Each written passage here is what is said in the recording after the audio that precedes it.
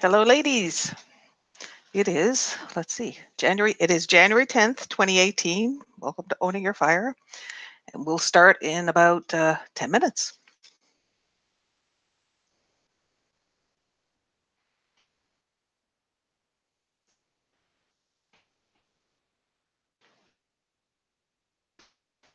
I want to get my camera right there.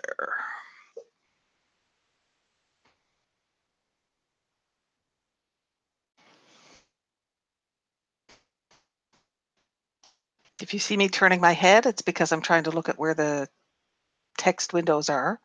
Judy is monitoring the chat so she can feed me anything that's going on.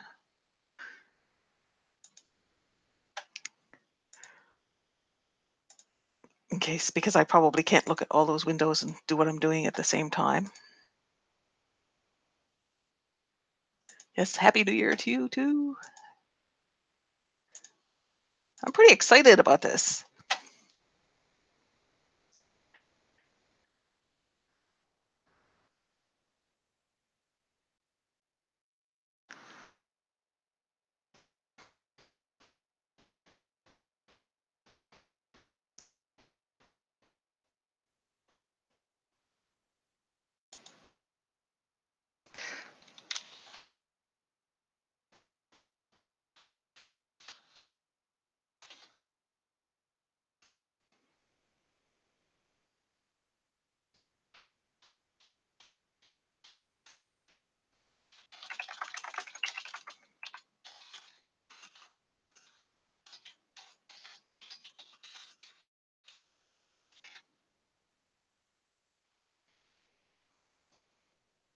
I am in Canada until Friday morning. We leave Friday morning.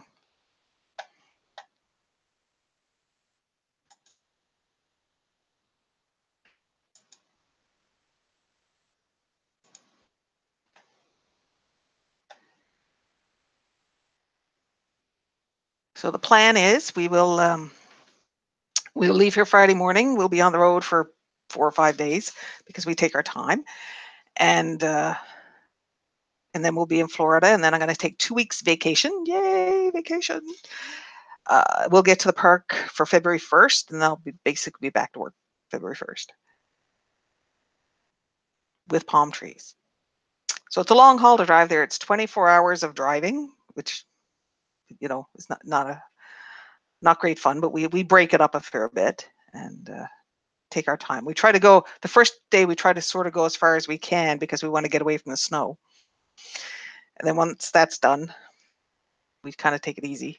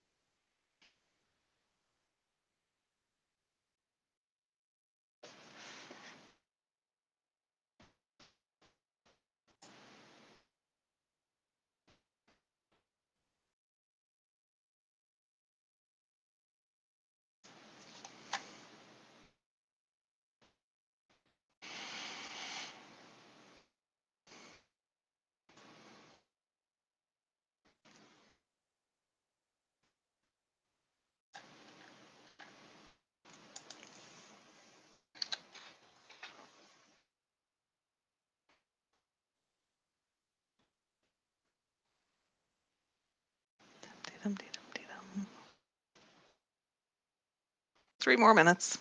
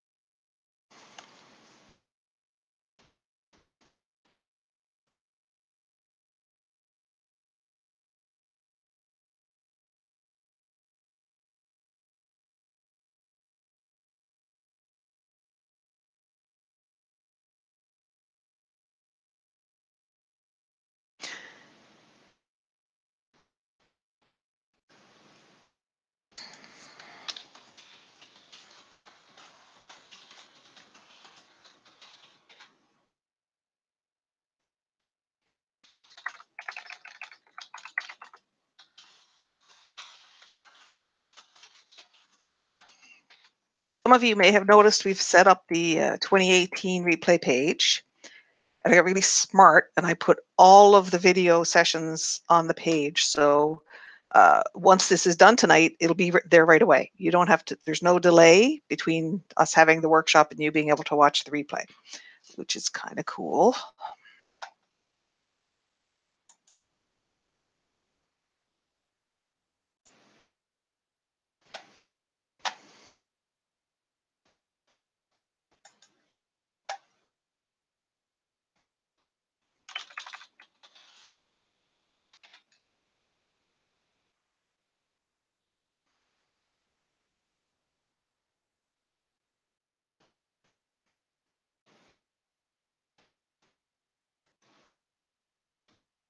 Hmm.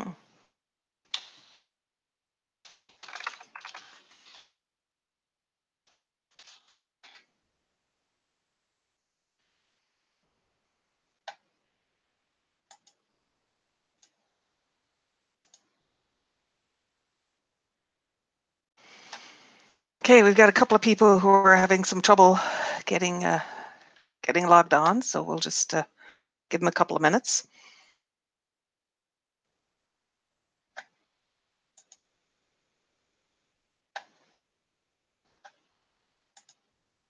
Hopefully everybody who's not telling us they have trouble can hear. Holly's there. Have you got a room full of people, Holly?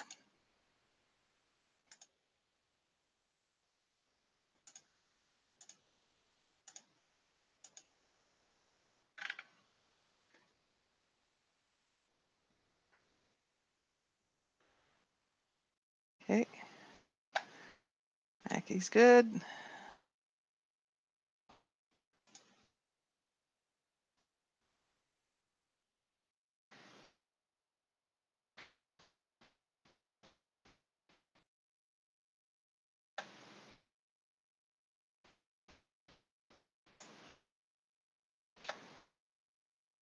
Okay.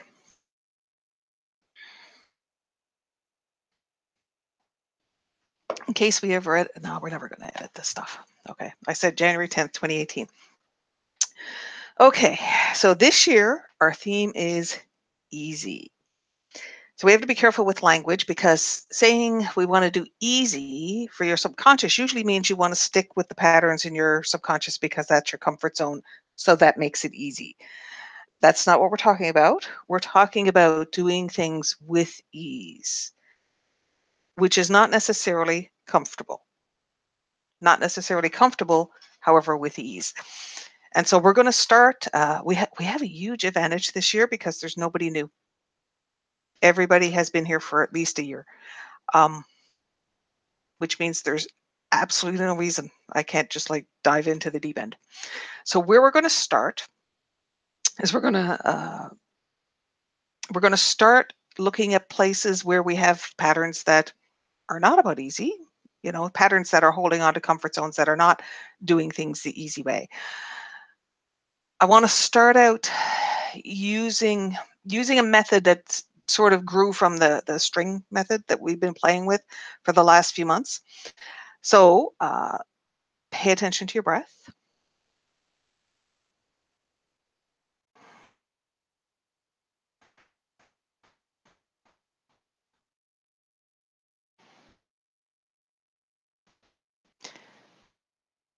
And I always put everybody in a ball of light. So you may want to create your own ball of light, or just make yourself aware of the ball of light that I've put in place. And I put everything in that. I put comfort and love and detox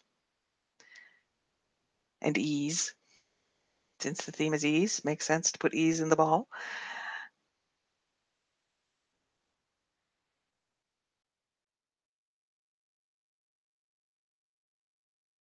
That's it.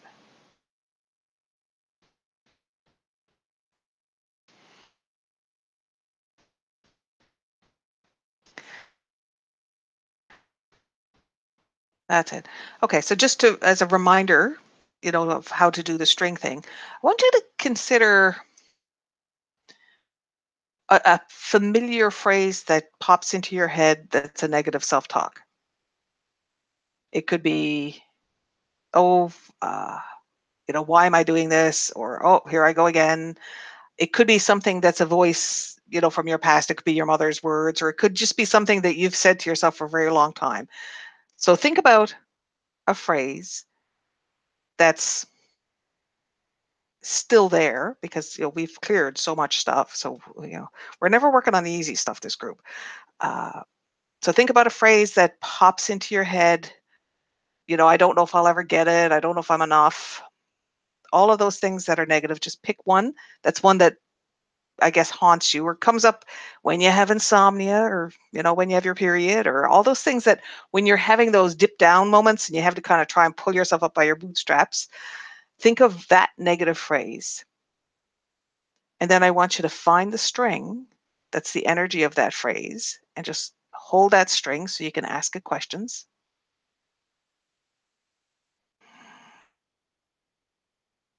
And say, what are you holding for me? You can still hear me. I have to pop up and shut the door because Wayne's trying to kill me with the wood stove. It's too hot here. So I'm just going to. So what are you holding for me?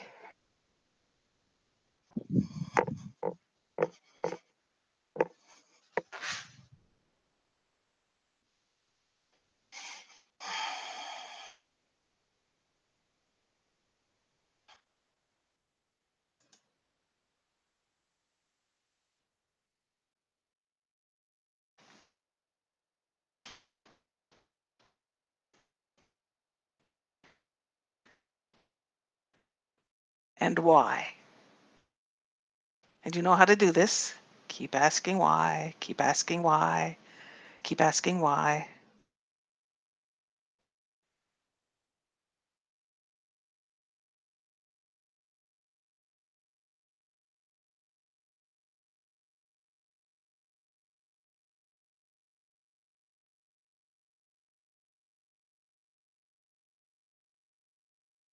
That's it. And so you follow that down and you find.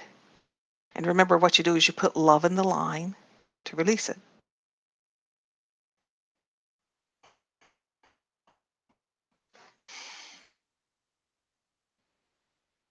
That's it. Put love in the line.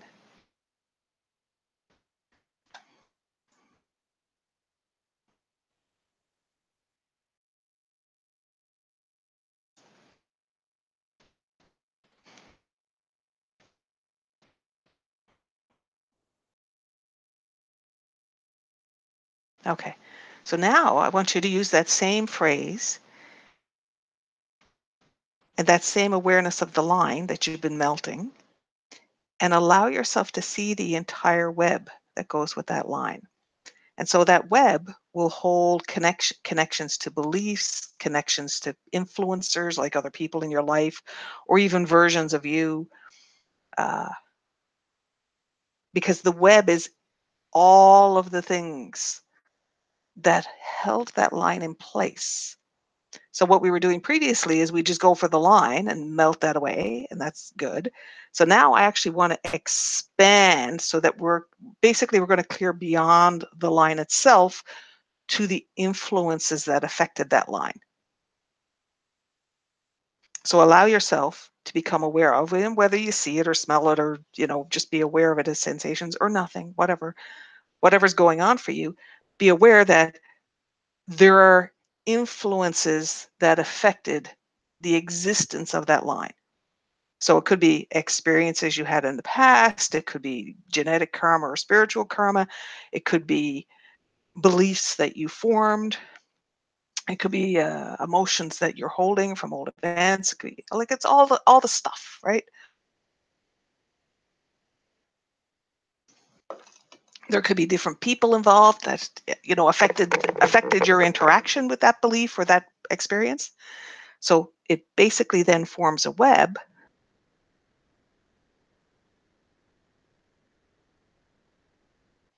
And then what we're going to do is exactly the same way you do with a love line. You're going to use the love that's in any of the connections to people or the connections to yourself to melt away all the other stuff. So just let the love melt away all this other stuff. It's very important to have that ball in place, because that ball is giving you comfort and love and support, because otherwise your limbic system would be going, no, coping mechanism, can't do without it. So we put these things in place. And I will say, this is the way this is constructed is doing the same work as doing an unlock. Because what you would do an unlock is you would call out different pieces that were part of the influence of this thing existing, and you would work with the love by bringing it through your heart to release all of this stuff that's inside you. So it's another version, it's another way. And I find if you do different kinds of ways to aim the energy, you get to release different stuff, because it's like you're aiming different.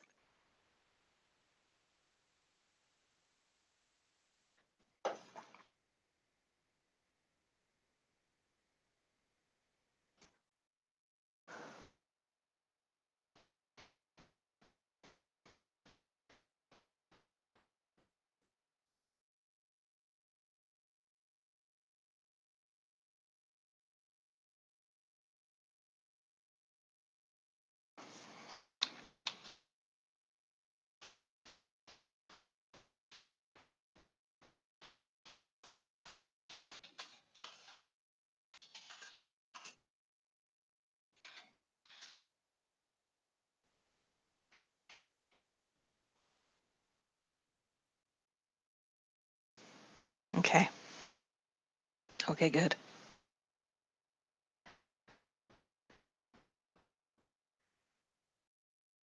This is interesting, because I did this before when I was in Florida, but it was always the exception. And now we're going to do this for the whole year, having everybody in their own space.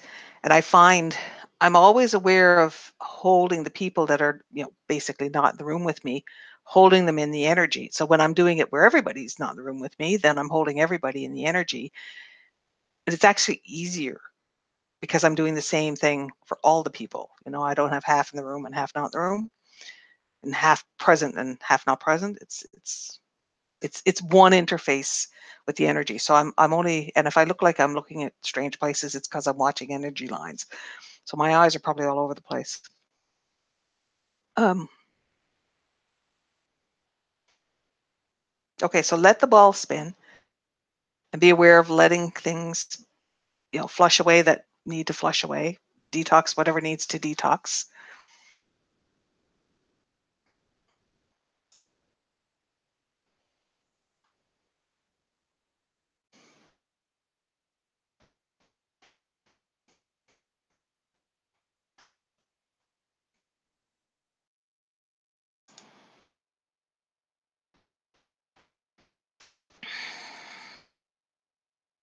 That's it. And lots of comfort. So let the light kind of soak into you and give you comfort.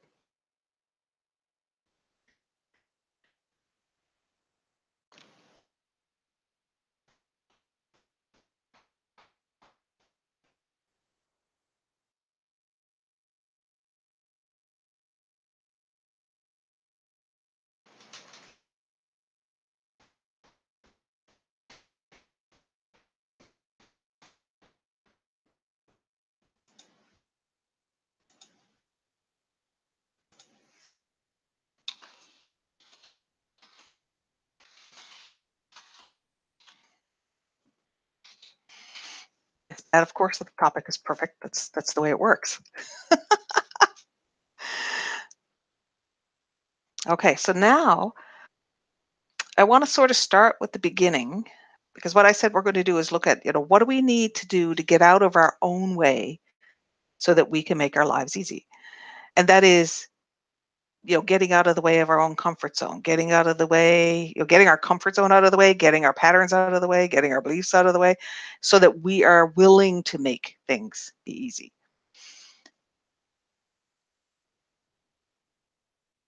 And, we may think we want it to be easy. And you know how it works is, if you want to see what you actually want, then you look at your life, because that's what you actually want, which can be very frustrating because you think, well, I don't want that, except that parts of you do. And so much of what we're doing is getting connected with the parts of us that are inside us who may have something different going on, so you can know the truth of not only why you would do something different than what you think you want, but also how to change it. So I want to look at mom, because mom is definitely a starting place. So I want you to think, and I realize lots of you have cleared stuff with mom and you've done it all before, and we're just going to ignore all that, because whatever pops into your head is the thing that's relevant. So think about mom and something that she taught you about life being difficult. So that could have been something she said, or it could have been something that she demonstrated. So if you're not sure, you could say, okay, what if you think of your mom had a hard time, or your mom didn't look like she was having a good time. She wasn't having fun. I want you to think about that, and whatever pops into your head is the right thing to focus on, because I don't care if you've cleared it a million times. If it popped into your head, it popped into your head for a reason.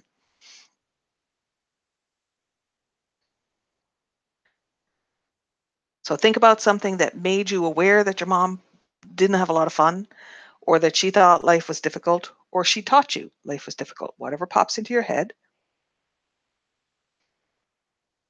And then I want you to look at the whole web of that.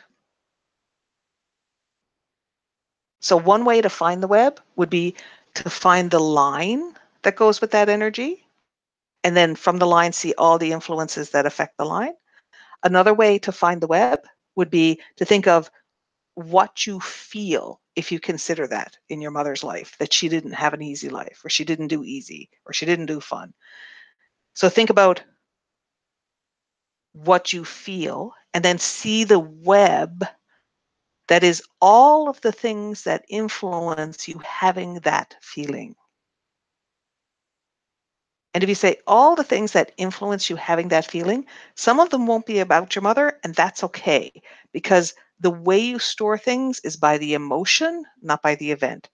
So there will be things that form gestalts that will be influencers on you having that feeling that look like from the outside they have nothing to do with your mother. And that's the same thing as the guy who goes through the stop sign and then he stops at the supermarket and gets mad in the supermarket. It's because it's the same cluster of emotions.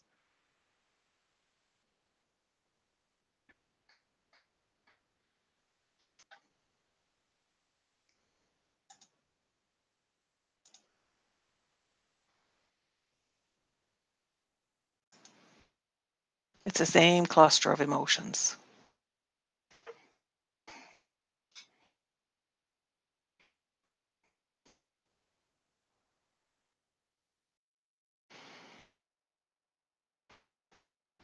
That's it. Okay.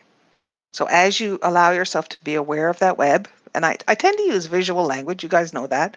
I say, oh, you see the web, doesn't mean you're seeing it. It's, just whatever, how you allow yourself to be aware of it. So be aware of that web. And then in the same way you do with the love line, be aware of the flow of love. And so you can use your love for this and just radiate your love out. And what I want you to think of is it's kind of like how we do shielding. So when we do shielding, it's always about filter, not block. Okay. So when we filter, especially if we're doing things like family, it's you want to allow the love to come through and literally filter out their expectations and requirements and their own fear and all that stuff that could be an influence. So you want to allow the love without allowing all that garbage. And so this is the same thing. You allow your love to melt away everything except the love lines.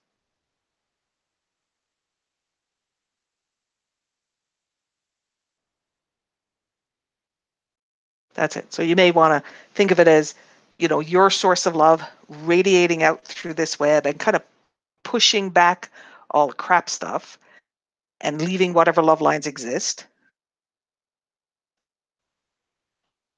and just flushing away all that stuff.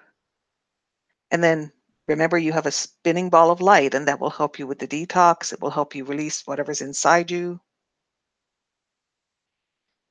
So we focus, focus kind of, I want to say outward because it looks like the web is outward. Now, you guys know from doing Unlock that it's actually all yours.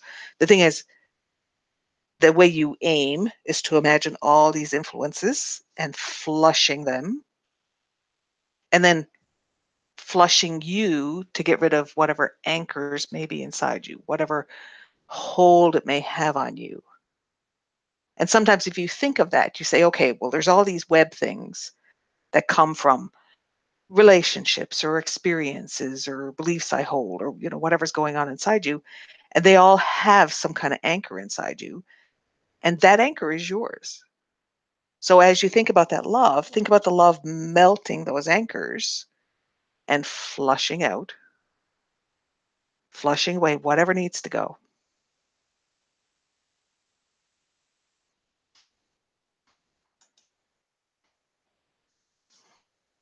That's it.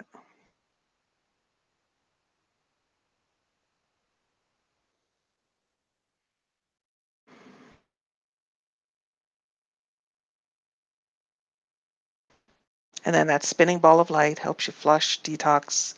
It helps, gives you comfort.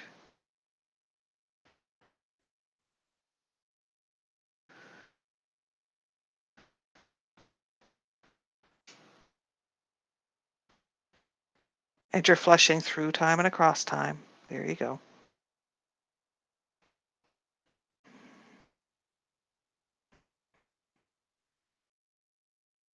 Okay. And then think of just kind of releasing that web, which is allow it to release from your awareness. And then check in, see what's going on for you. Let me know if you have any questions or comments. And then in a moment, we'll do another one.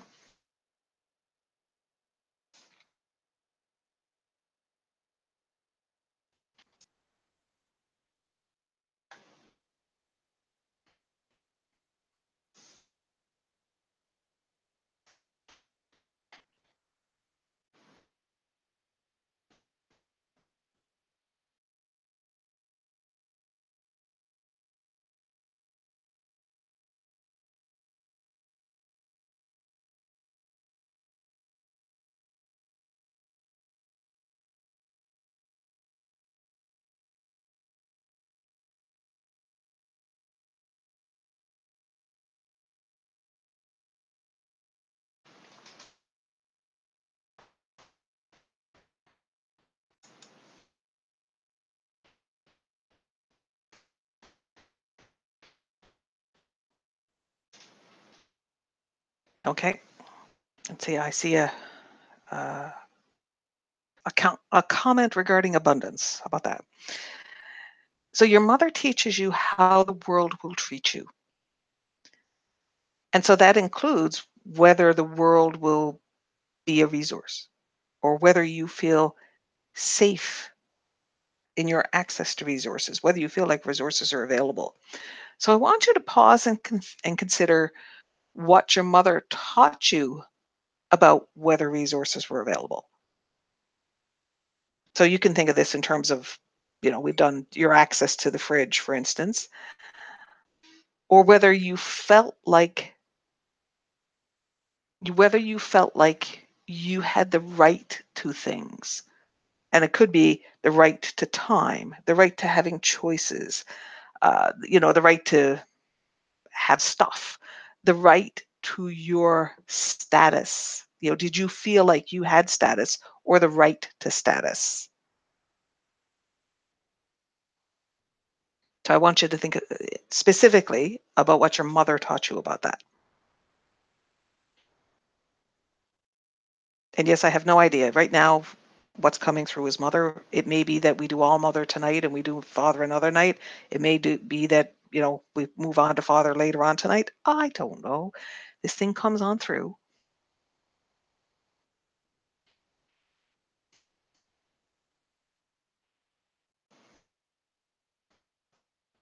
There is a flow.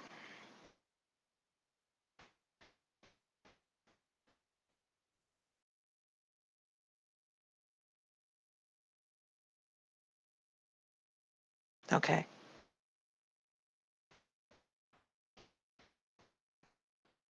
So think about the feeling you have about what your mother taught you.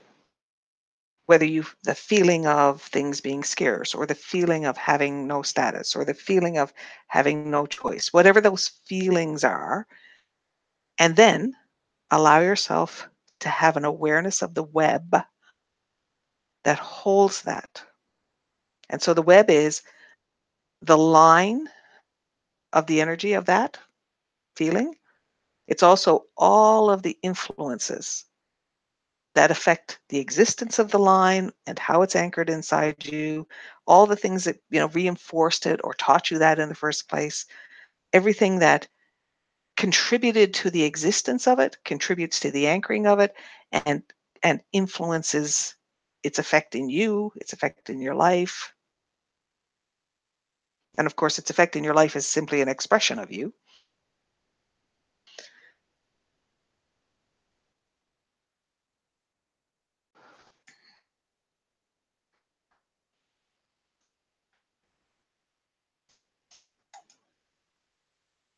Exactly. Yes, so that feeling, and then all of that web. And then when you get a sense of the web, then think about flowing love through that web. And what that's doing is it's coming from you. Okay. So if you're not sure how to flow the love, simply use your breath. Do it like we do with cell breathing. So you breathe into the light and breathe out flowing love from you, because, the light is love. So if you picture the flow of light through you, out through the web, and what you want to do is think of the light flowing through anything that's anchored to you, flowing through the influences, flowing to dissolve everything except the love lines in the web.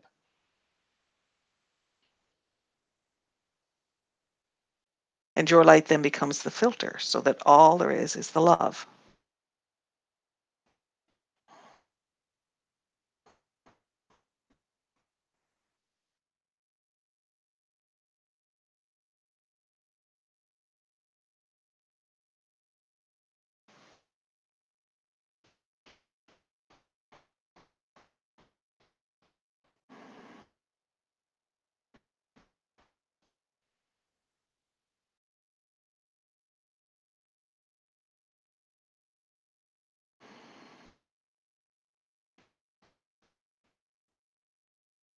Okay? And remember, you have that spinning ball.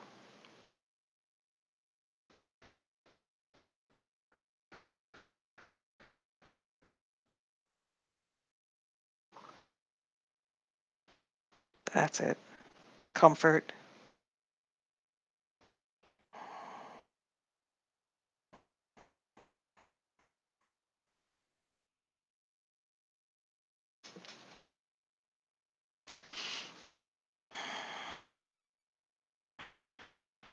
So Pat is saying that she had money was scarce, there was no choice or status, not seen and not heard. You only did serve, and it was the be seen and not heard. Bingo, bingo is right. And so it's the feeling of that. Allow yourself to go to the feeling of that and find that web and bring the light through the web. And so when you're doing this, as you're processing it, you dissolve that web.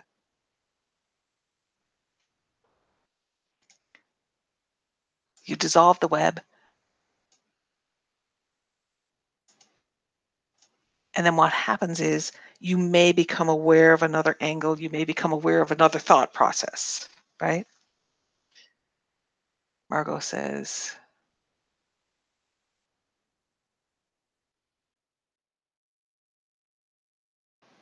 she's seeing a huge cord, big 12-inch cord. Grandma was messy, and she loved my mom. So if my home is neat and clean, I'm not loved. And there's a repeated tapping sound. So think about your grandmother and the tapping. Did she tap her fingers? Huh. I keep seeing this. It's like she's tapping her head. What does that mean? I don't feel, was that her? I don't think it was her gesture. It was like she was tapping to remind you or to say, pay attention. I think you got a lot of demands for attention, Margot.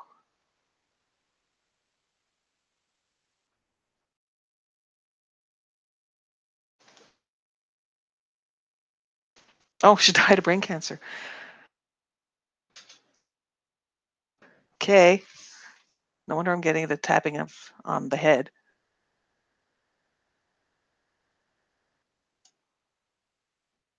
I still get this feeling that she's asking for your attention when she does that. So it's interesting because getting brain cancer would demand attention from her family. And even if she's in a coma, somebody had to take care of her.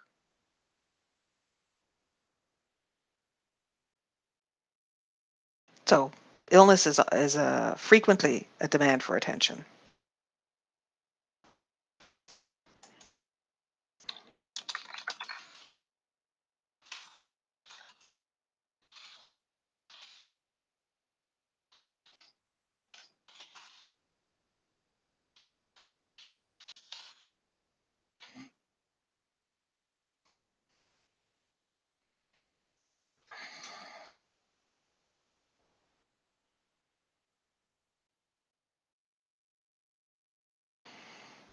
Mom was far away. It made her like she was perfect. Yes, of course. Because she's on a pedestal, she's not there to shake her pedestal. She's dead, she can be a saint.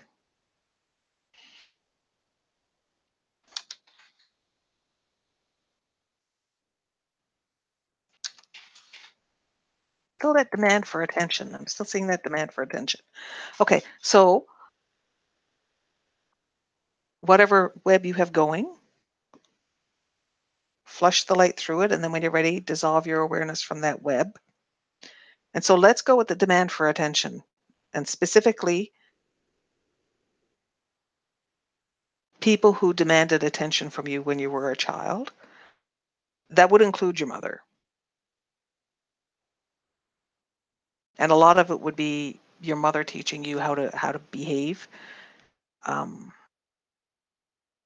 because your mother would establish the rules for right behavior and polite behavior and good behavior and all those different things.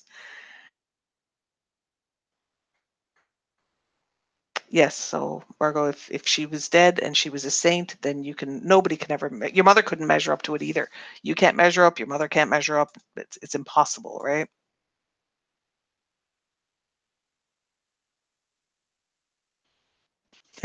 Yes, okay. Sarah said that sounds like your story too. Yes.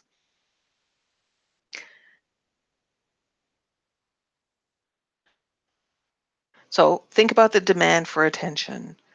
Think about how it was expressed.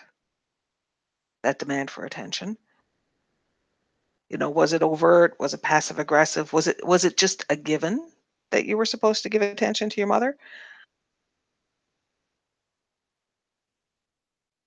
Was it in the rules of behavior? So that, basically by complying to the rules of behavior, whether that was, how you dressed or where you sat or what you did, all of those rules,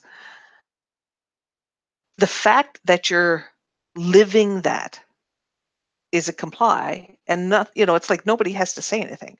So I know it could be like when you get up in the morning, what was the routine when you were a little kid? What was the routine? Did you get up and get dressed and go downstairs? Did you have to help out with breakfast? What were the things that were so a given that you're complying and you don't even know you're complying, right?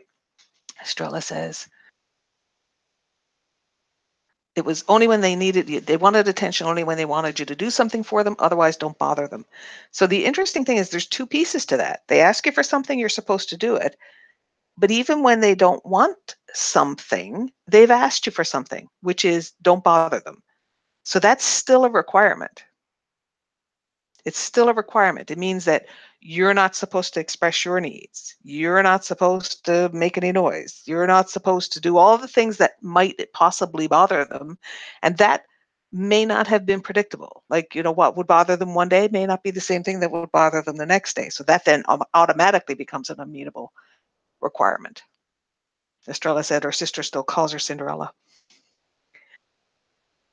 You see?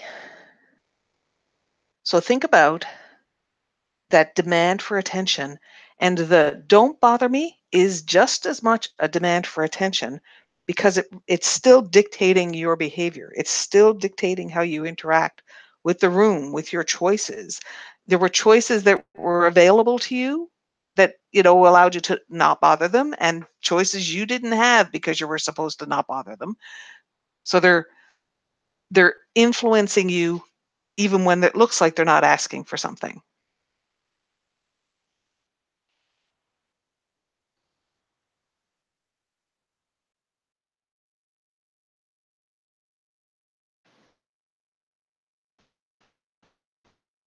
Okay, so Pat's saying that she had to be the counselor for her mother and do the listening and keep the house clean and put up with the abuse. And that's the covert incest is the term for this. So when your parent, it's not incest like sexual incest, it's an emotional incest. So sometimes a parent will turn you into their emotional partner. So the term for that is covert incest. So you had to help out, including financially, when you were old enough. So think about all those demands, these demands, and now find the web. Find the web. Either start with the feeling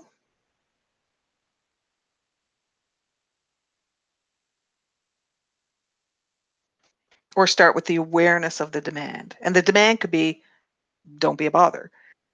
Or the demand could be an emotional support or all kinds of support. Or the demand could be who you're supposed to be. I mean, there's so many unspoken demands as well as spoken demands.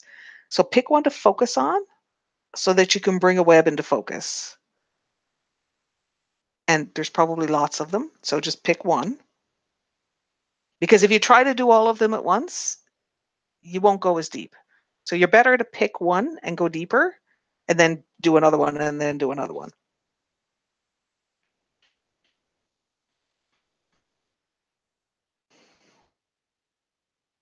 So focus on that web, the feeling of demand. Pat's saying partly felt important because of all those demands. Yes, because there's status in being subject to demands.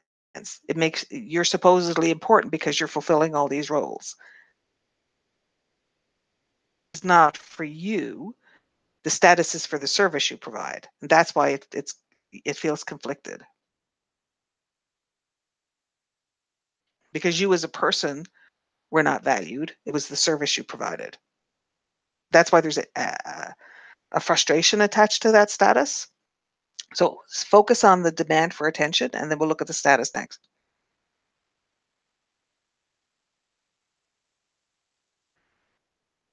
The demand, okay. And then use your light to flush it from the inside of you out, flushing the anchors, flushing the influences, flushing everything except the love lines. That's it. Flush it all out. Flush it all out.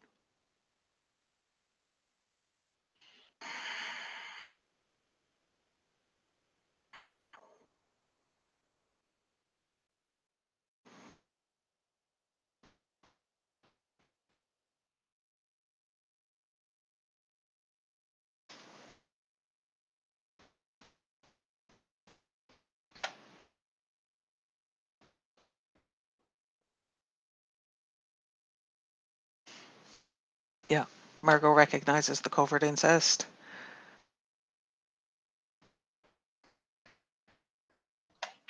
Yep.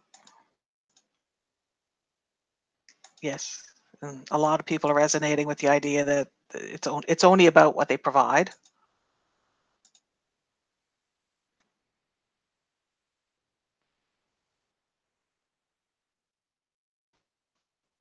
Marie said, it doesn't look like a web, it looks like a knot, and that's totally good, as long as you can perceive it.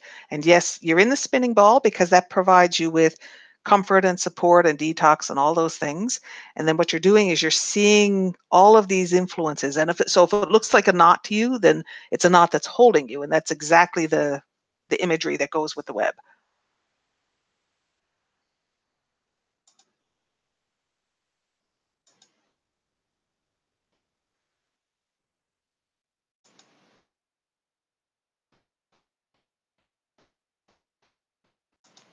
There is a book called Covert Incest. It's a little tiny book, actually. I read it many years ago. I don't know if you need to read it. I mean, if some people like that stuff, basically what it says, this is the term. It means your parents making you their emotional partner, and it's inappropriate. Margot says, I see the web as a cage around me, like made of bamboo or something. Yep, that makes sense. 3D totally makes sense.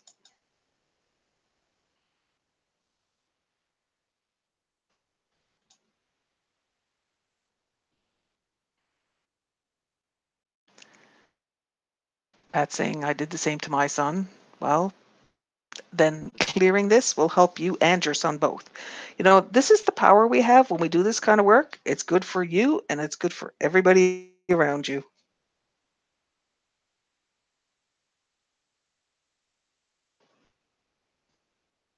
One of the things that can help is if you recognize, oh, I did this with my kids, and this is your opportunity to release that, which gives them an opportunity to release it. It can help give you compassion because in the end, your mother's a human being, and I really think people do the best they can, and sometimes what they're capable of is pretty miserable, and sometimes they do pretty good, you know. But the bottom line is they're humans. They're humans. They have fears, they have doubts, they have all these issues of their own, and that's going to affect you. It's going to affect you. And so, recognizing all this stuff, you can recognize, oh yeah. Yes, Glenn says I do too. The other people are going, yes, okay. Lots of recognition.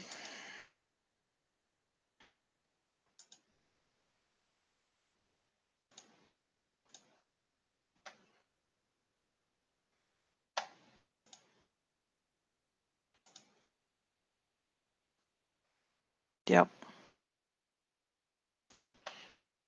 Okay.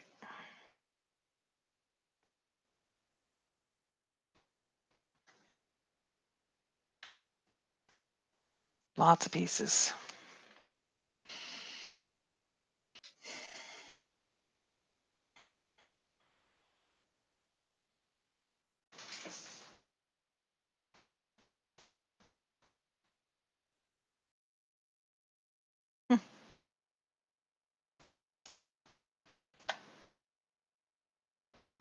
So it looks like for some people, if you're sitting idle, then the chat window, I think it kind of times out.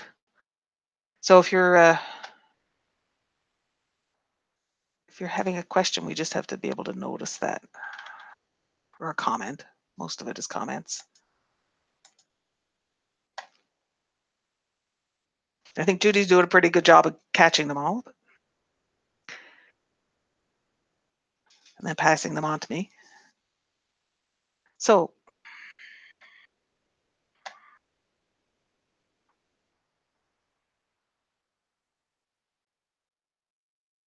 Margot said, I'm finding a strong need to be a martyr and to feel all these bad things happen to me and to cling to them.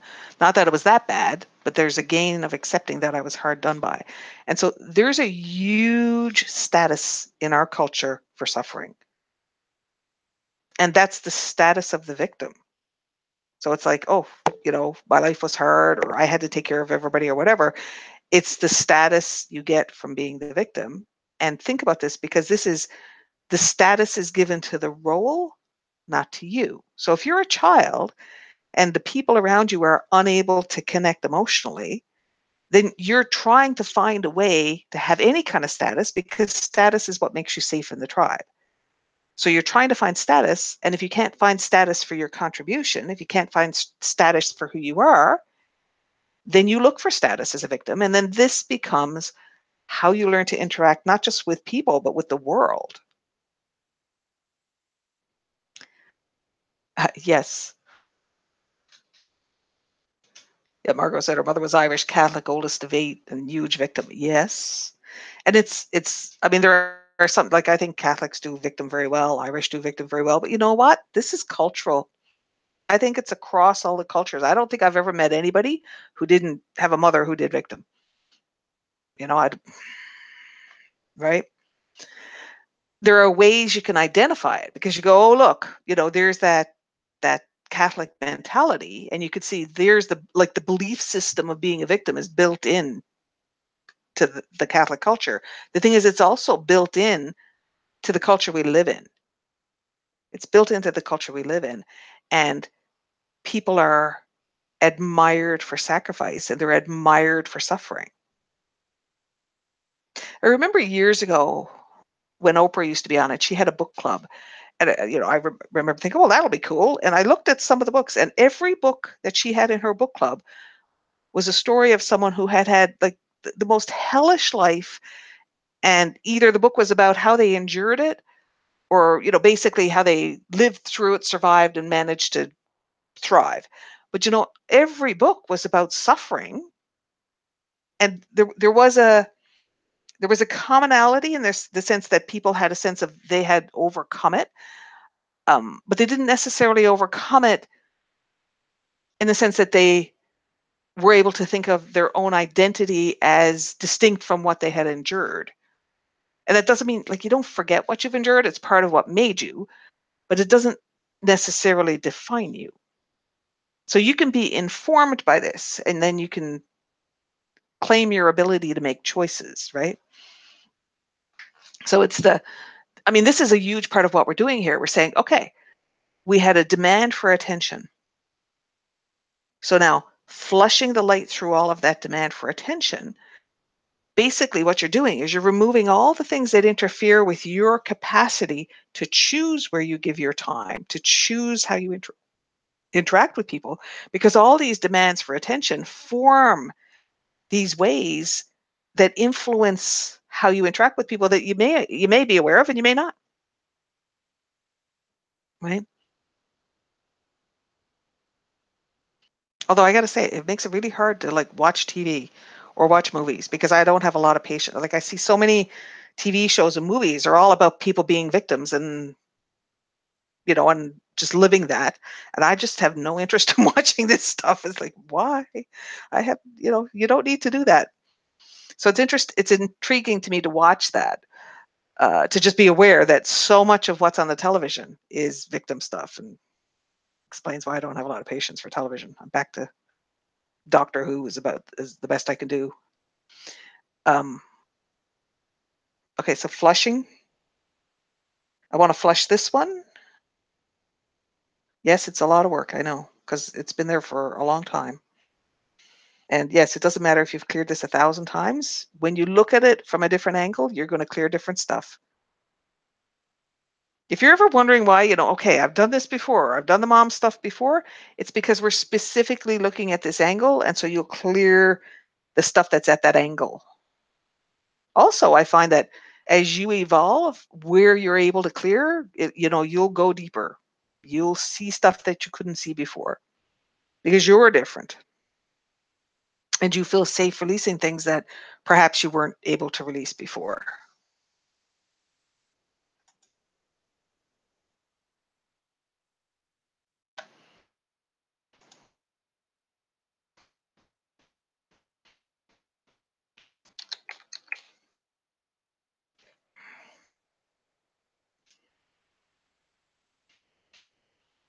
All right, so pay attention to that ball of light and pay attention to flushing.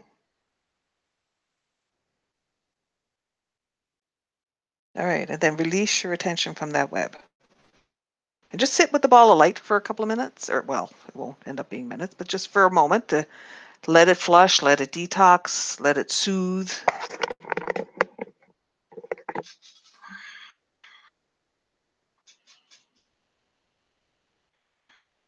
And then I want to go to the one about status. So I want you to think about what you thought of, if you even had, well, okay, if you're 8 years old, you even have thoughts of status, but understanding what status is. So we have belonging, and then status secures your belonging. So status is what you believe about your ability to influence decisions, to influence choices.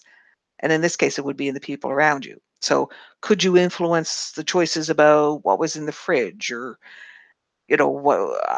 what clothes were bought for you, or, what you got to do or wear, or even think. So status is your capacity to have influence on those around you. So I want you to think, when you were a little kid, what did you feel was your status? Ah, Sarah said, I felt it in my throat. So if you think throat chakra, your throat is I affect. I affect. And so we're talking about your capacity to have an effect and your understanding of even effect. And so when we were talking about the demand for attention, when they demand your attention, they demand your affect. The thing is, they're dictating the effect you're allowed to have. And so that's going to cause a conflict in your throat. It's a natural conflict in your throat.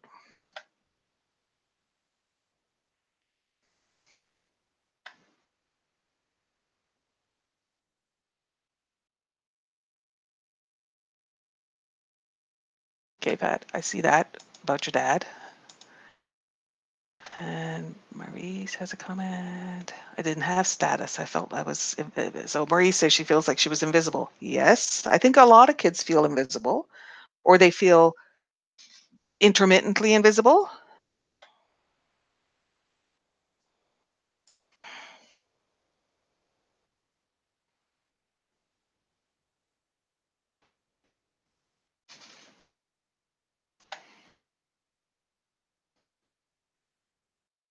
Yep, exactly. So if we think about status and what you felt in terms of the status, and think about whether you're finding a line or a web or a knot, or whatever is working for you, what you're looking for is the anchors of that inside you, the influences that affect, because what you experienced about status from your mother particularly taught you how the world will treat you. Your mother teaches you how the world will treat you. So what your mother was capable of giving you in terms of status, or your mother was incapable of giving you in terms of status, whatever that was, because your primitive brain wants status so you can feel safe, safe in your belonging, if you even ever felt belonging, you're still going to want to feel safe, right? And yes, Pat, it would be like that with your siblings because these patterns were established in your childhood. So what your mother taught you about status, everybody, what your mother taught you about status is still what you expect from the world, and in a lot of ways manifest from the world, because that's your comfort zone and that's your pattern. So think about what it was like when you were, 5, 8, 13. Pick one for now. You can do others when you do repeat, because you want to focus on one, because the more you are specific, the deeper you can go.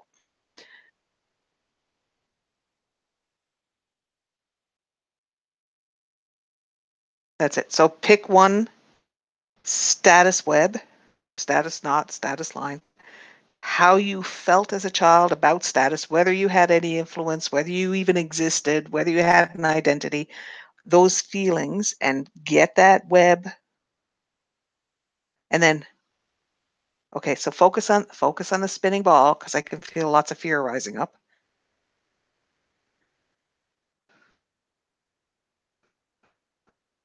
It's interesting because we've been doing all this really touchy stuff, and then this one is the one that's causing a bit of panic. So just let the ball spin through you and around you, give you comfort.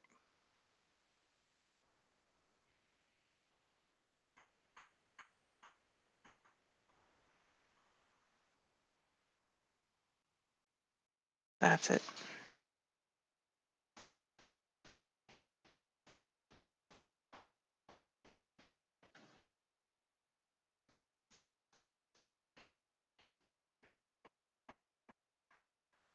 That's it. So think about the light flowing out from you. Think about it melting the anchors. Think about it melting everything except the love lines.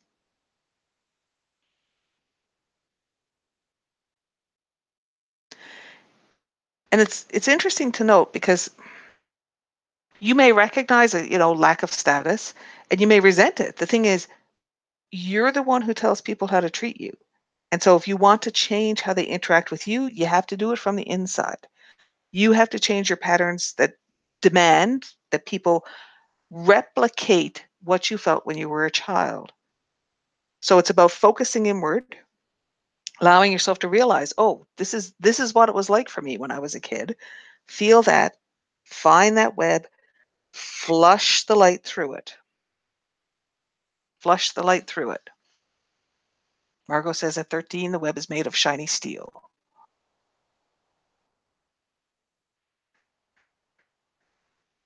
Pat says she wasn't, quote, worth being heard, and that's manifesting today in not finding, with her children, and not finding people who want it. The strings are literally pulling you down. That's it. So that's why we want to get rid of them. We want to get rid of them because they pull you down.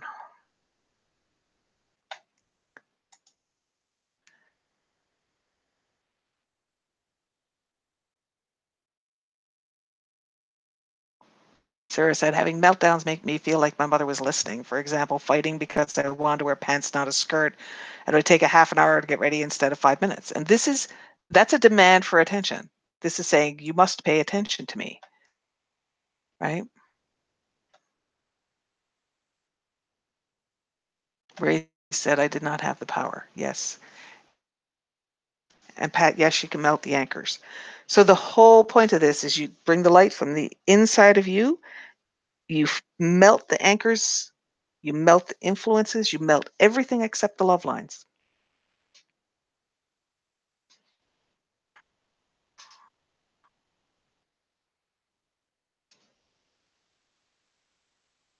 That's it.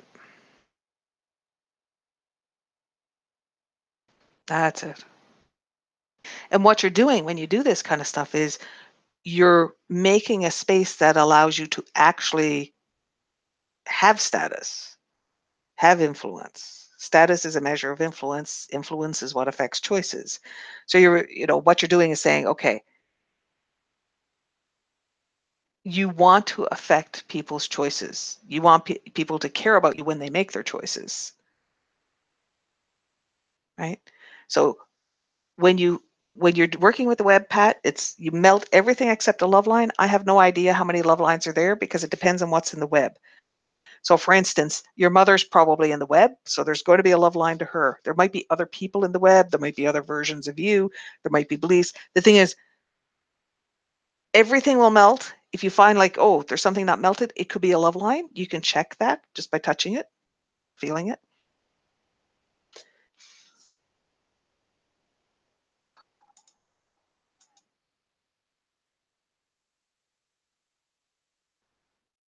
Yep,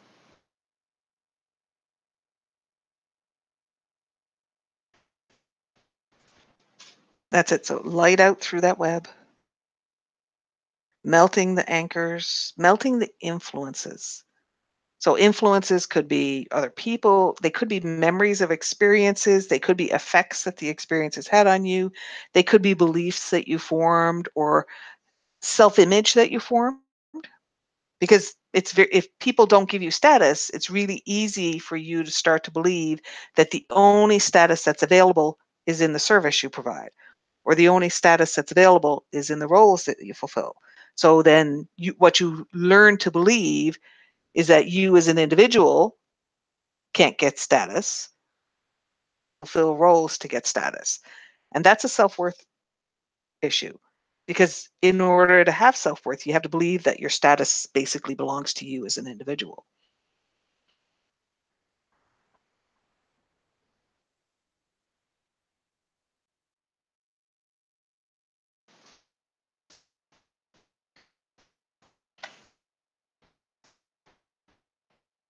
I got them all?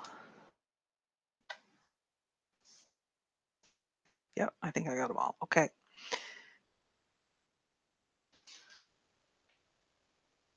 Estrella says her stomach's making hollow sounds. And so your stomach is where your solar plexus chakra is. And that's the I discover me. It's you discover you in relation to. So what we're doing is we're working on stuff that is affecting the patterns you have for interacting with others. So for instance, whether you expect status from people, whether you're capable of recognizing if they're capable of giving you status. So for instance, you can be totally capable of having status and they can be incapable of giving it. The difference is if you know yourself and you understand them, then you could say, okay, I know what I'm worth and it's on them that they can't do this. And then you choose how to interact with it. And you want to look for compassion with that. So the challenge is, you want to have compassion for people who are incapable, because if they can't give you status, it's because they don't love themselves. And you also want to choose how you spend your time and your emotional energy. The thing is, when you're secure in your self-worth, you're comfortable deciding that. You're comfortable deciding that. It can be really hard. I interacted with a teenage girl and I saw this sort of train wreck thing going on. I thought I could have a little chat with her mom. I made a little effort and I realized like it's not coming together. It's not coming together. That means it's not meant to be. Back off. And so I had to go meditate with that just to make peace in me because I could see the train wreck thing. And I realized, yeah, but it's her train wreck and it's her experience and it's her life. And any desire I have to prevent the train wreck is just me wanting, like it's me wanting to impose my idea of what's a right life for someone. And that's not okay. That's not okay. She's entitled to her train wreck. And, so is the mom. So it's like, butt out, butt out. And the fact that I had that reaction to it and I had to work my way through it, maybe say, okay, need to go back to my teenagers because clearly I felt like there were parts of me as teenagers that did train wreck things and I'm not at peace with that yet. So I went and dug them out and found, okay, so where's my train wrecks and deal with that and do the comfort and do the healing that goes with it. And then I'm able to say, oh, okay, this is just life. It's kind of part of being a teenager to sometimes do train wreck stuff, and that needs to be okay. It's not wrong. It's just life. All right, see all that status stuff. We're still working on the status one, guys, because this is deep. which makes sense because that was the one that caused panic to flare. So just think about letting that light melt away all this stuff. And think about, do you have any sense of what it would feel like if you actually did feel comfortable in your own status? What does that feel like?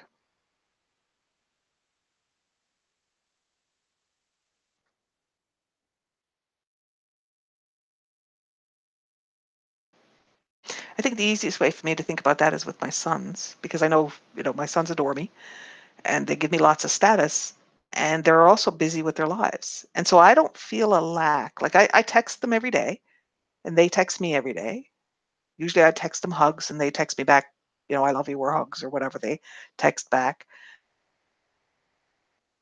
And the fact that they're busy doing whatever they're doing in their life, I don't feel a lack. I don't feel I don't feel that that's missing for me or something's missing for me, because I'm comfortable and confident in my place in their life. And if I was to, I don't know, need something, if I said, oh, I need help or whatever, they'd be there and they would drop what they're doing to be there. And part of that is, okay, that's a comfort in the sense that, I mean, they do the same thing. If I said, okay, I want to have dinner and have everybody present, then they'd make it work. The thing is, this works both ways because I respect their lives. So I would make sure that the planning of it wasn't expensive for them, because I appreciate the fact that I have this status. So I'm not going to abuse it. And part of what makes them happy in their status with me and my status with them is that I'm caring of the fact that they have demands on their time and things. It was funny because I'm going away. So I said to them, like, usually I would see them if I go in town, I drop by and visit and whatever. The thing is, I also know if I'm going away, and I warned them, I said, okay, I'm going away. So now I'm going to phone you and make you talk to me. And, they're male. They're not necessarily good at that. Marie said, yeah, she has that with her boys and it's awesome and freeing. Yes, it is. And I was laughing because I said, okay, I'm warning you now. I'm going to be phoning you as opposed to dropping in on, Tuesday's the day I usually go in town. And as opposed to dropping in on Tuesday, I'm going to be away. So I'm going to phone you and I'm going to phone you individually and basically make you talk to me. And they're going, yeah, okay, that's good. And Matthew said, well, I'm going to have papers and you have to edit them. So I have to talk to you. So that was hilarious. Because he's teasing and I know that. Um, they're good with that.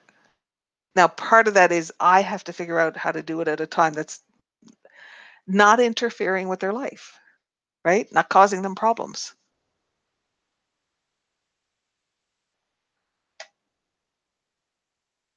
Margot says it's fun when you're comfy in your own status, now dancing. Okay. She also says pain in the right temporal jaw joint, in the corner of the right jaw. So that temporal joint, that's suppressed aggression when you have pain there, because it's that I want to bite. And that's the general statement. It's also true in this case. That's what you're doing. So that's a suppressed aggression. It's a time when you were not able to make a demand. You were not able to assert yourself. And again, if we're looking at places of feeling a lack of status when you were a child. So it makes sense because feeling a lack of status is feeling a threat. And so parts of you that weren't being crushed would have wanted to fight for your own status. And that's Sarah described fighting with her mother, I'm going to wear pants, I'm not wearing a skirt. That's the demand for status.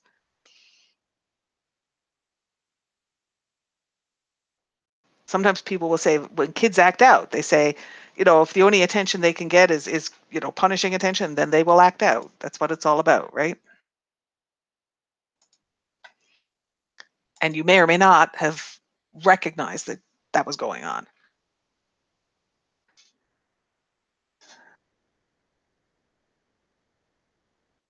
Okay. Flushing the light through the status web, flushing those anchors.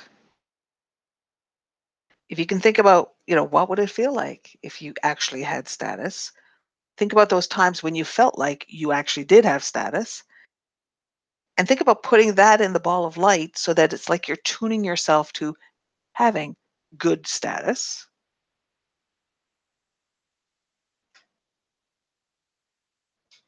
So I talked about with my boys, it's I have to manage this, and I figure it's up to me to manage it. It's up to them whether they manage it, but it's up to me to manage it so that I never want them to feel like they have a cost interacting with me.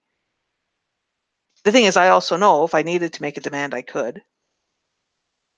I also, last year for Christmas was the first time, and we did this again this year, was that because their schedules are less flexible than mine at present, we went to their house for dinner, which is for Christmas, and actually spent 3 nights there.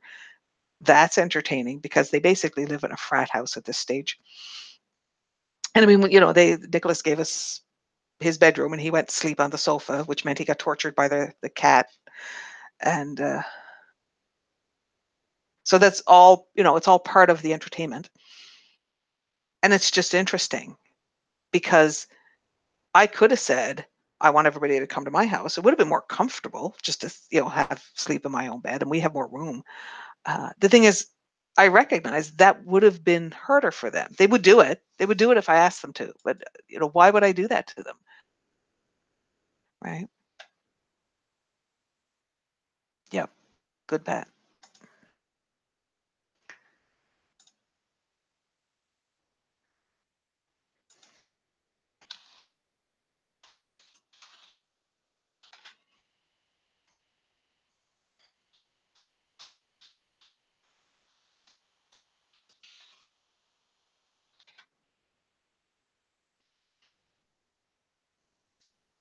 That's it. Keep flushing. So put that awareness of, healthy status, put that in the ball. So that's tuning you. It's basically teaching you. That's it. It's teaching you how to feel it and how to feel safe with it. And it helps you when you tune yourself to the good stuff, it helps you release the negative.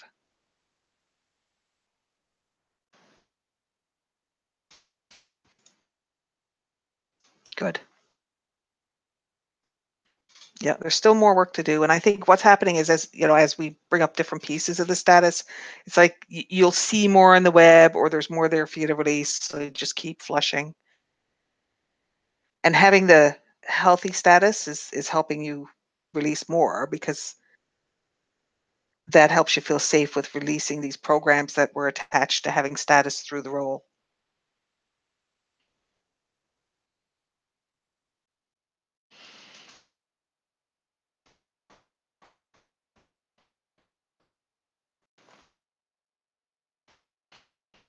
Yeah.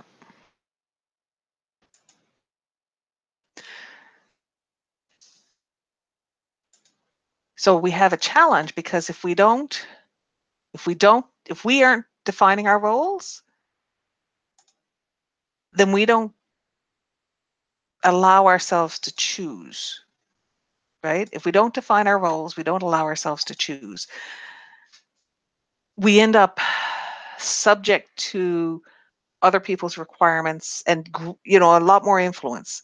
Because what you want is you want to be aware of other people's requirements and treat that as information, so you know how to choose, like what choice you want to make about how to interact with them. You don't want those things to cause reactions or to dictate to you. So what I mean by that is I still decide, how am I going to interact Christmas time with my kids? Because I didn't have to go there and spend 3 days in the house, because it's nicer to sleep in your own bed. Um, it is the choice I made, and I made it being aware of what it would be like to stay there. Um, their house is a lot more hectic than mine is, just because there's more of them there. They're young, and they're busy, and that's not a negative. It's just they're busy. That's who they are. They're young. They're doing their life, and that's okay. And I'm okay with that in small doses. I sure wouldn't want to stay with it for a long period of time because I'd have to do more to protect my peace, if you will. Um, I mean, I can do whatever. I mean, I could go in the bedroom and shut the door if I want, but I'm doing this in a very deliberate way. It's that, okay, I'm spending 3 days here. I'm kind of immersed in their lives and interacting with them like this. And then I could go home and relax. Right? In a place that doesn't have video games playing, I don't know, 20 hours a day. They'll put video games in and on, and then they walk away from them, and they're not playing them. It's just like they're so used to having the noise or something that, and so I would just mute everything. They'd come in, they'd see it muted, they'd unmute it, and then they go off, they play for a while, then they go off, do something else. And they're talking, they're talking to me and interacting, and I would just casually mute it, and because it doesn't occur to them to do it. So it's just different comfort zone, right?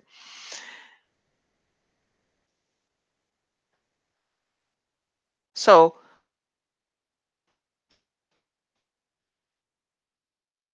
I still decide how I interact with that. I decide what my role is. I decide, what I want or what I require, and that's okay. And I'm comfortable imposing that. I'm comfortable with my awareness of, what they need or what they don't need, right? I'm comfortable with the fact that I want them to see me as a benefit, not a price, or a benefit, not a cost, right? So I think I'm doing something right because they're choosing to spend time with us, being their parents. It's a preference for them to spend time with us, and I think that's pretty powerful. So I want you to think about that. Would you want to be a preference? Because there's going to be people in your life, there may be extended family in particular. There may be extended family where you're not necessarily wanting them to have a preference for spending time with you, because then you'd have to deal with it.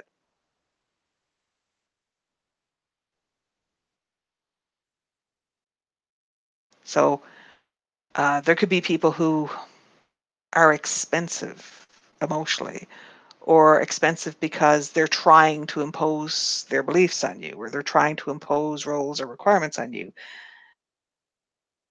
And it's interesting because I want you to pause and consider, and yes, this is part of the status web. I want you to pause and consider, because these are people who are, is it that they're trying to give you status? Is it that they're trying to demand status from you?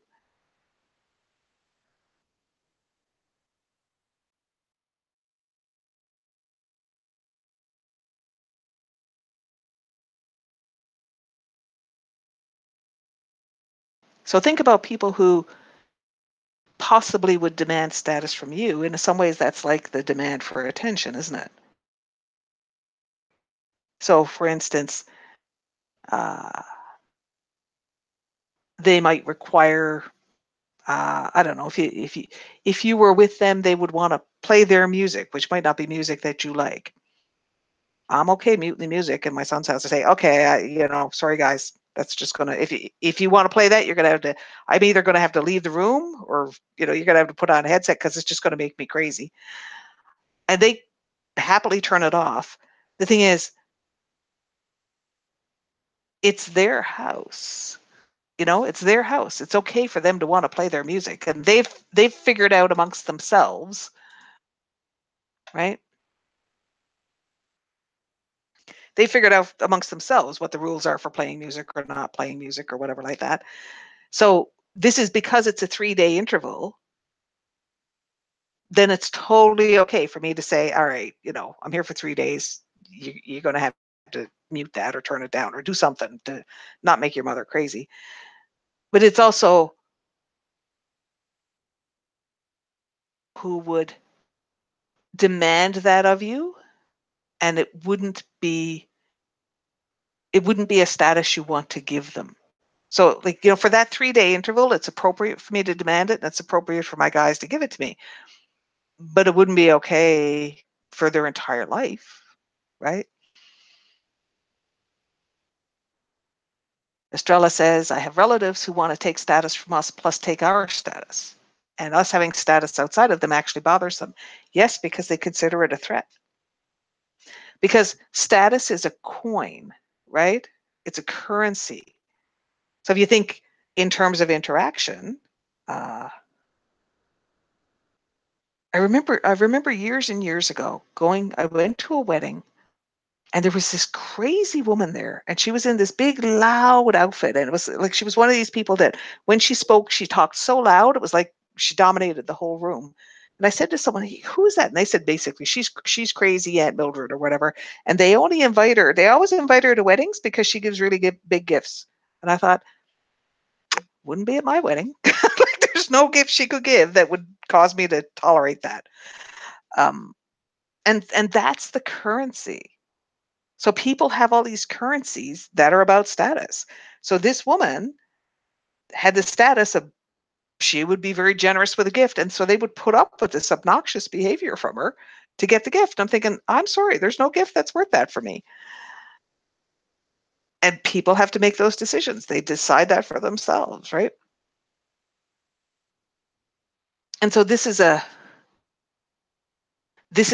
Christmas is such a time for seeing that because gifts are involved, and dinners are involved, and socializing with family is involved, all of those things. And so you have to look at what are they requesting from you and how do you interact with that request? And if you feel a pressure, where's the root of that pressure? Is it in what you think is proper behavior? Or is it that you were taught that this status has to be given because the relatives or, whatever the rules are for interaction? So think now, all of this status stuff, all of these rules about status and how people will demand status from you and how you will seek status from them, see the web of all of that. See the web of all of that. And then have that light from you melt through all of that web.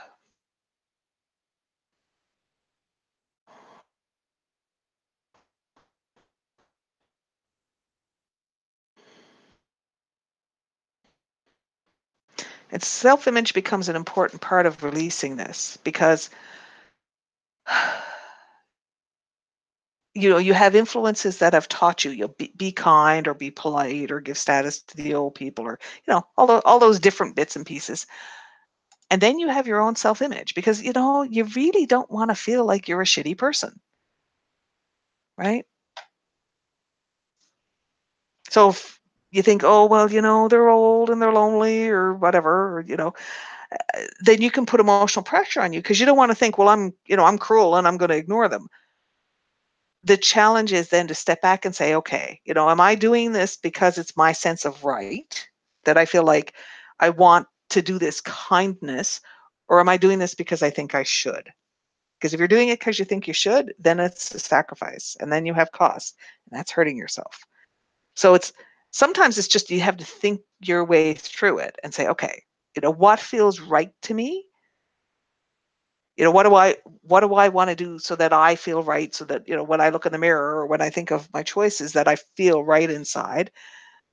Is it right or is it sacrifice? And that's the bottom line. Okay, so look at the web and think about right is making choices that are true to you. That's self-value. Your self-value, your self-value is your capacity to live true to your right. Your ability to make decisions that match your right and express your right, that's your self-value.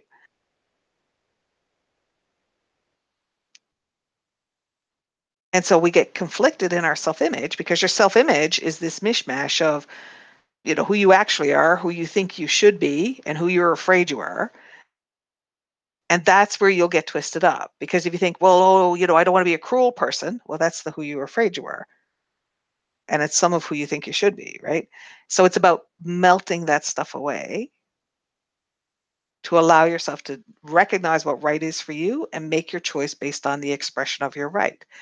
If you struggle with the self-image stuff, then the free download of the unlock that goes with the chakra book, that unlock is all about resolving self-image stuff. And right now you can't get it, but you probably have it. We are organizing getting the free downloads available again. It won't be done till I get back in the spring. Judy's figured out a destination for them, but the actual getting them up there, it's going to have to wait till I get back.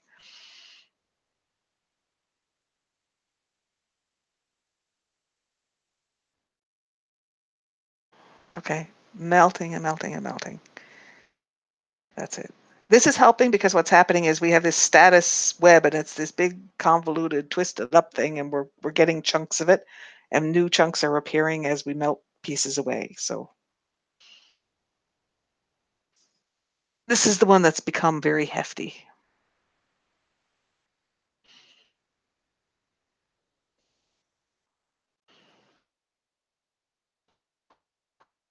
Okay, that's it. Lots of melting.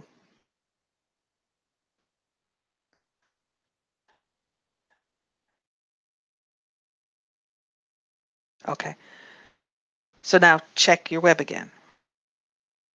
Just kind of have a look, see what's going on.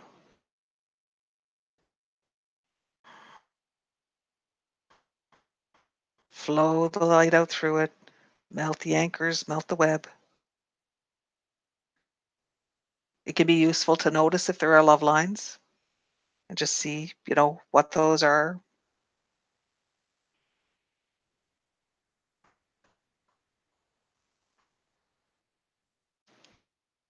Status is a measure of influence. Influence is what affects choices. So when someone gives you status, what they're doing is basically taking you into account when they make their choices. When you give someone else status, you're taking them into account when you make your choices. How much status they have is how much they affect your choices.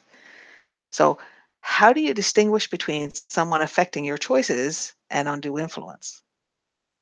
And the line is whether it's sacrifice or not. Everything has a price. So every choice you make has a price because it spends the currency of your life. If you spend time with someone, that's you're not doing something else. Whatever you're doing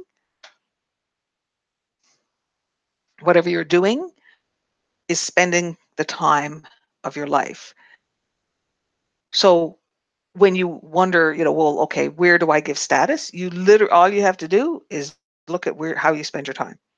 How you spend your time, how you spend your emotional energy, effort, how you spend your money, all of this reflects the status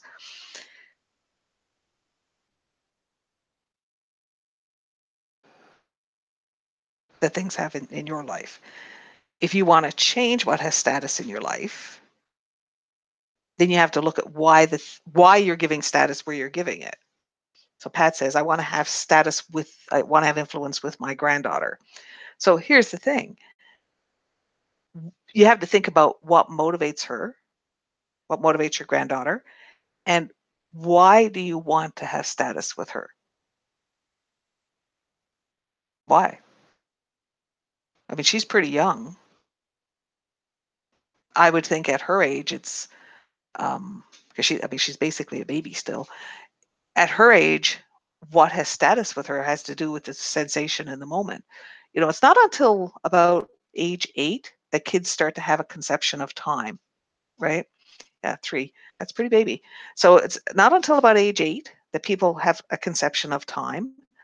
And so up until then, it's kind of like what's in the moment. So if you're right there and you're playing with her, then you're in her life. At 3, um, that's about all that's reasonable. Like, because what are the choices? Her choices are in the moment, and you're either present in that moment or you're not. Um,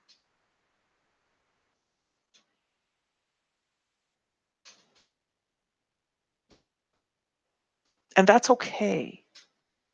Because I think if you're thinking, well, okay, I want her to want me. That's, it's kind of that, I want your, you want your granddaughter to want your company, to enjoy your company, to want to be with you, to care about your opinion. You want those things. The easiest way to do that is to be there for her and to care about her. I wouldn't be thinking about asking her for anything at this point. I would think about being a source of security, a source of support, a source of caring, because people want to feel loved.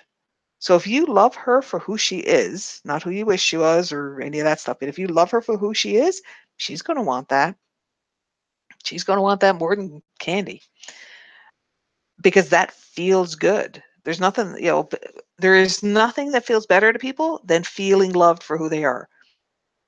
All you have to do is give them love for who they are, and you're good.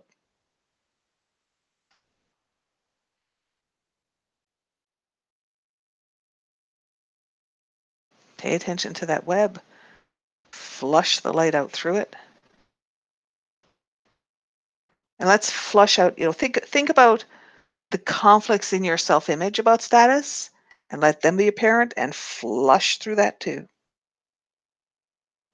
Think about the fact that self-value is understanding what your own sense of right is and being able to live true to that. And that the conflicts in your self-image come from thinking you should, or being afraid that you are. And let those things melt away.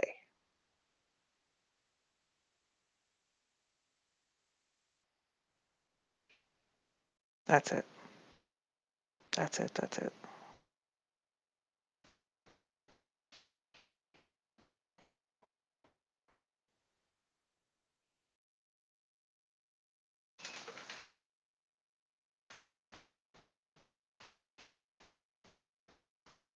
Pat says she's flushing insecurity and rejection. Yes, that's it exactly.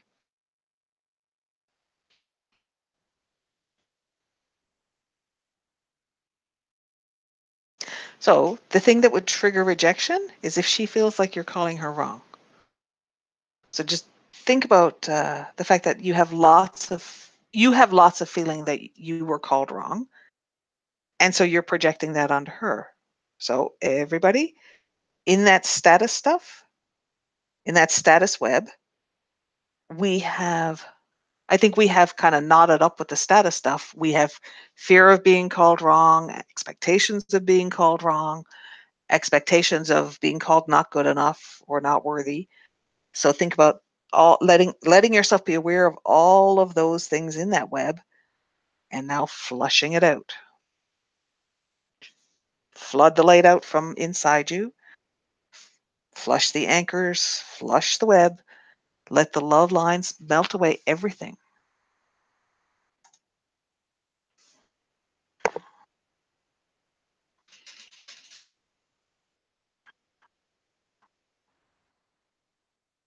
And let's just focus on that spinning ball of light for a little while, so that it gives you comfort and detox. And then it's tuning you for that healthy status, which is living true to your sense of right, understanding your choice of how to interact, because your choices have influence. So one of the things that drives me nuts is when people say, oh, I have to tell the truth because I have to be authentic. So that's sort of equivalent to saying I have to hit people in the head with a hammer because I have an opinion. And that's just arrogant. Um, Opinions are like assholes. Everybody has one. So here's the thing.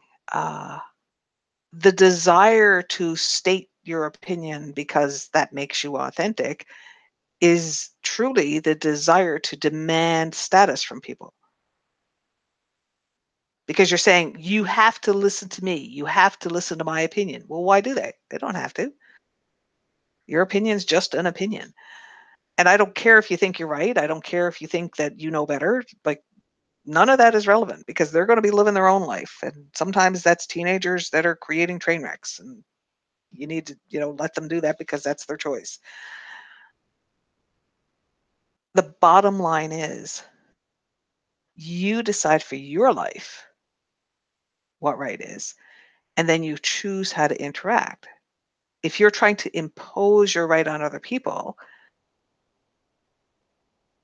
and I mean, sometimes you do need to do that. If you're trying to impose your right on other people for the sake of imposing it, then you're just being arrogant.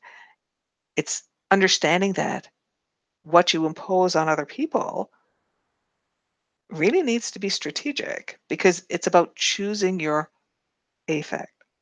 Choose your effect so that you choose your influence. Like, what effect do you actually want to have? And so that, if I go back to the example of my boys, sure, I could say, guys, I don't really want to sleep at your house. I want everybody to come out to my house for Christmas. They'll do it. They'll figure out their lives and do what they can, and they'll come out and spend whatever time they've got at my house. And there is a price to that. And sometimes it's appropriate that they pay that price. That's okay. I'm very clear that there's a price. They're very clear there's a price. Everybody's clear what's going on. And it's okay. That's okay. The challenge is for me to choose, what effect do I want to have? Because I've decided personally, I want to be a benefit in their lives. I don't want to be a cost. I don't want to be a cost. And I'm very clear on that. It's okay if I am. And I'm very clear on that too. I prefer not to be. I prefer to be a benefit. I like it that way. I don't want to have them think of me as an expense. I don't want them to think they have to juggle me, because life is hard enough. They got enough going on to be a benefit, and that's my privilege to be able to do that, because I'm not sick. They don't have to take care of me. I'm able to go to their house. It's not like, oh, gee, it's really hard for mom to travel. We better go to her. At some point in my life, that might be true. I can't see doing that, but it could be true. So why not make it easy while I can?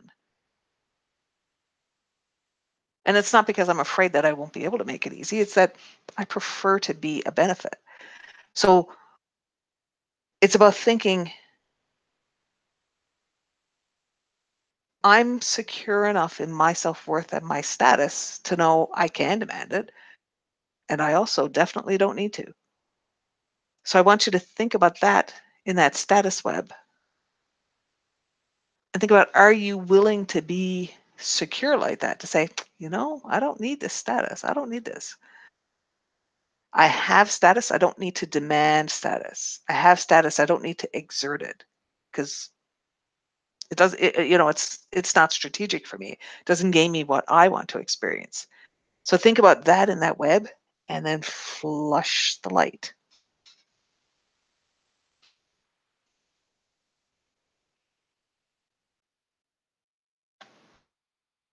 Sarah is saying she experienced that with a coworker who was so headstrong, it was intense.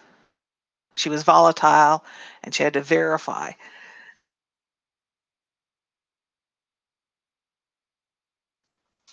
Was it that thing Dr. Phil used to say, do you want to be right or do you want to be happy? And that's that. People who think they have to establish their rightness, they have serious green box trauma. That's what that is. And so you can recognize that. So remember, the green box trauma is a person in authority says, bring me the green box. And then they either get, that's the wrong green box, or they get, that's the green box, but you did it wrong. Or, I asked for a red box. What's wrong with you? And so they're trying to meet the requirements, and then they get told they did it wrong. Meetable requirements are so important. So when you get these people who are so determined to prove that they're right, and they will quote you all the references, and they will establish their authority and say, look, I have this certificate that says I'm right and you're wrong. That means they've had a lot of green box trauma. And so if you're stuck dealing with someone like that, it really goes back to defining meetable requirements. That's how you reach them, because the minute you enforce meetable requirements on your end and give them meetable requirements on their end, giving them meetable requirements helps them feel safe. Requiring that they provide meetable requirements, basically allows you to manage them so that they're not imposing their stress and their fear on you.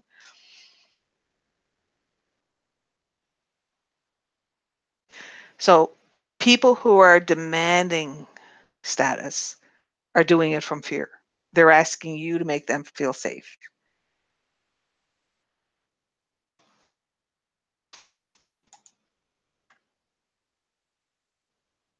So now think about the web. Think about people demanding status from you and people who withhold status as a way to seek status. And I hope that made sense. People who will try to convince you that you're not important to make themselves feel important, or to try and force you to make them seem important. And that's the people who say, well, no, it has to be my way. My way is the only way, and my way is right. What they're doing is they're demanding that you give them status, and they're doing it because they're scared.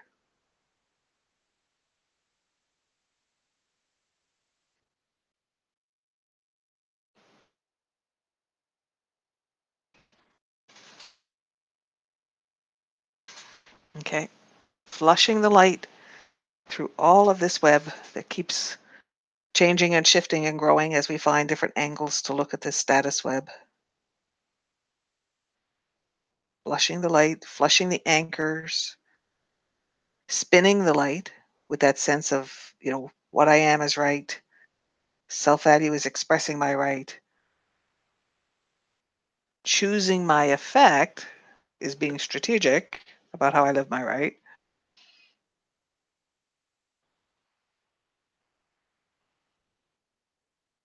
That's it.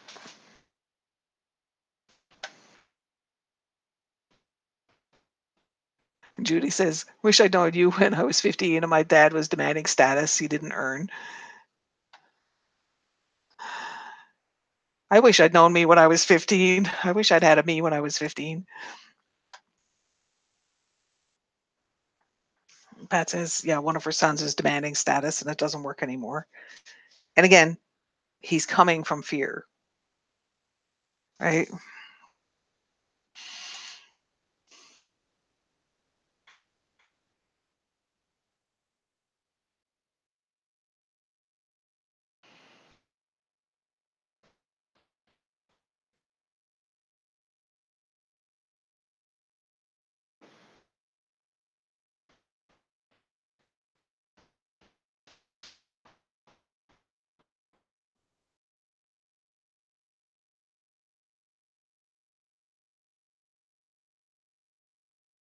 That's it. That's it. Flushing the light, flushing the light.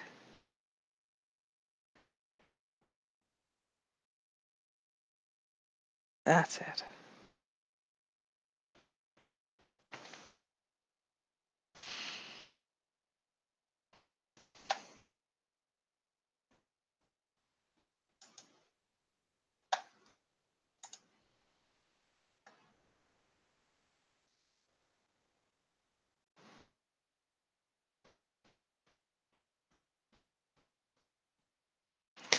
So Margot's saying, when you have a strong sense of your own status and feel confident, does that attract people who are in fear, who basically they want you to give them status because they're afraid?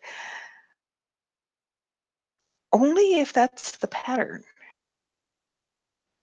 Only if that's the pattern. So I've told you stories about going to the RV parks and stuff like that where I just keep a low profile because I don't need that. I don't need that attention. So I think that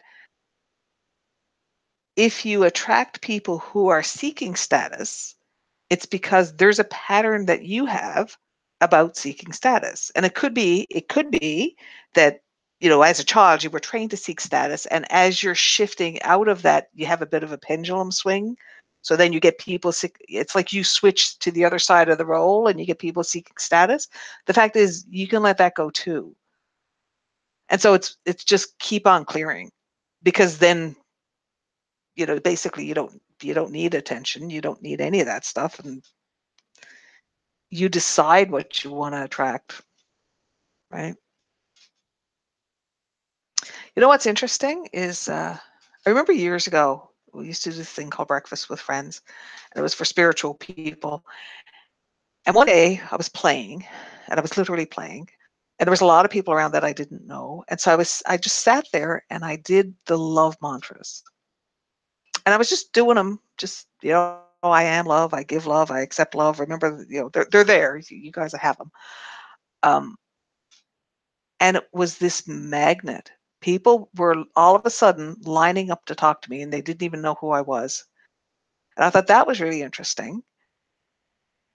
And so I was doing it very deliberately because I was experimenting with it. The mantras were fairly new at that point. So I was playing with them to see, what happens if I'm in a room full of strangers. And it wasn't strangers like being in an airport. It was a group of people that gathered because they're spiritual. They're all having breakfast. And so there is an expectation of interaction. And I said, what's going to happen if I sit here and do love commands mantras? So I sat there and did the mantras. And the next thing you know, I had, I don't know, this line of people like across the room lining up to talk to me. And half of them didn't even know why they were talking to me. That was entertaining. But I don't do that all the time because I don't necessarily want to line up with people who want to talk to me. Um, so it's, you decide. And so there's a vibe. There's a vibe you can put out.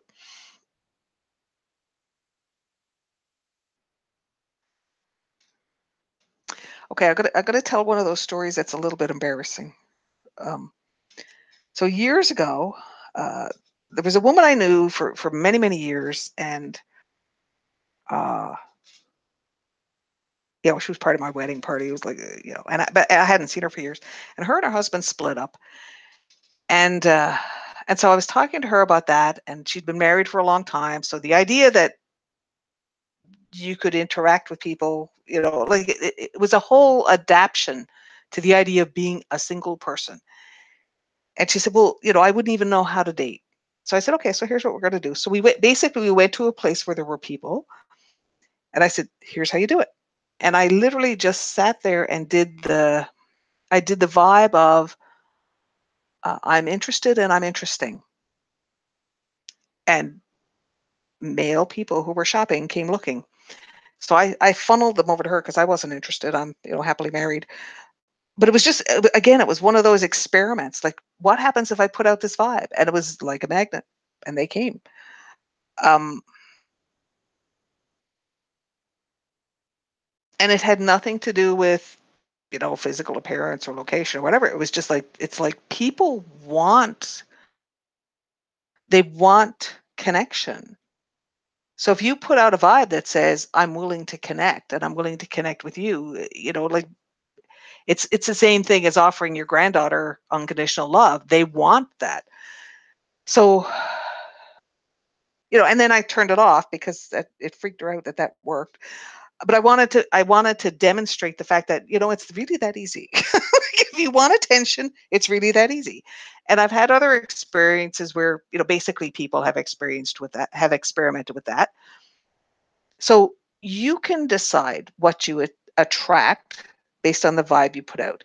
What we're trying to do here is do that consciously, because so much of the vibe you put out is unconscious. And so we're trying to connect to all those parts of us that are affecting the unconscious vibe you put out and saying, okay, so what needs to shift in me? So I'm deciding the vibe I put out. I'm deciding what attention I could get.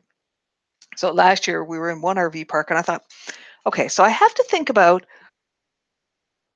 do I want to socialize? If I'm in these RV parks, is there value in socializing? Like this is something and again, I was experimenting. So I was kind of sitting there thinking, we were sort of sitting beside the van and in chairs and just enjoying the weather and stuff. And I thought, I have to think about whether I want to socialize. And I was kind of thinking about, well, okay, then I have to be willing to interact with people. And I'm very introverted, so I'm not so much on interacting. But I was, and I was kind of just processing that. Like, okay, I want to think about interacting. I want to figure this out. And then suddenly, everybody who was walking by, because people were out having a walk or something, everybody was stopping to chat. Which, of course, my husband, who's an extrovert, just thought that was great. I mostly kept my mouth shut. And then so the woman in the RV next door brings us a dessert. the people from this one over there came over to see who we were, and it was like, so we were there for, I don't know, a week. And so for the first 2 days, we were, things were quiet and basically nobody talked to us. And it's not that people wouldn't, like, they'd say hi. If you were looking at them, they'd wave and say hi. But suddenly, because I was thinking, did I want to interact? It was like all of a sudden people were being really social and walking up to chat, say, where are you from? And things like that. So I was very aware. You really do tell people how to treat you. You really do tell people how to interact.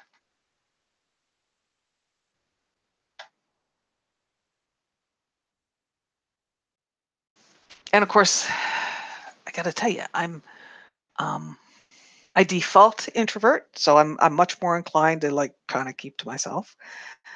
And I find I have to be careful because if I do turn on the sort of willing to interact, uh, I'm gonna have to I'm gonna have to figure out a volume button or something, so that like I think I've sort of been doing it's either on or it's off, and if it's on, it's like an onslaught. So I'm gonna have to think of turning it on a little bit, and I just haven't thought about it, so I'm gonna have to play with that a little bit. Um, and it is something you can play with too.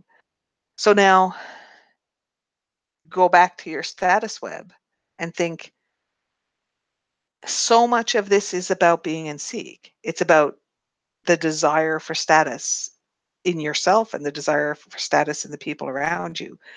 And so everybody's in seek because everybody's afraid. And so think about, what if you actually command the attention you get? What if you actually command whether people are interested in you or whether people want to spend time with you or contribute, whether people want to contribute? Do.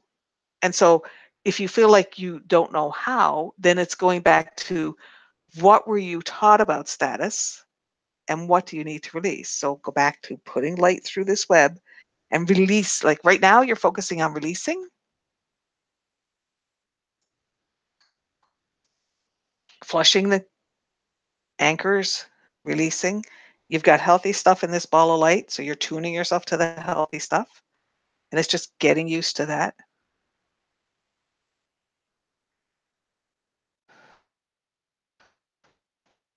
That's it.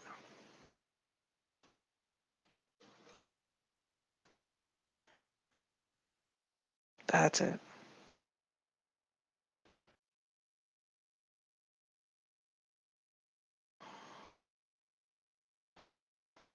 All right, so we've done a lot with this status one, so I want you to do some, last flushing with this, because we're coming towards the end of the night. So last flushing with this. That's it. And then release that status web from your attention. And do this a number of times, because we've added to it and found new chunks in it and focused on different pieces of it. So release it, release it, release it. Just release it from your attention. If you want to work on it some more, you have a replay. You can come back to it. For now, focus on releasing it so that you know how to release it and bring yourself out of this. And then stay with the spinning ball of light. So keep focus on releasing the webs, all of the webs, just in case any of them are stuck or lingering. Focus on releasing all of the webs from your attention and stay with that spinning ball of light. And just keep that comfort,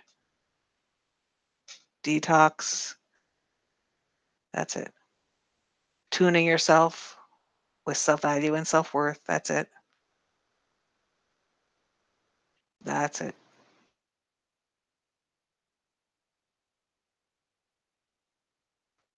Right?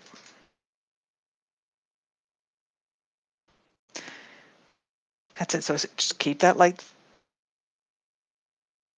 spinning through you, around you. And then think about letting that ball of light go through everybody in the group. Spin your ball of light through everybody in the group, because that's going to give you new light. It's going to give them light. And think about, that's you offering status and accepting status without any requirements. Think about letting your light flow through everybody, and think about allowing yourself to accept that, to just accept the light. That's it. That's lovely.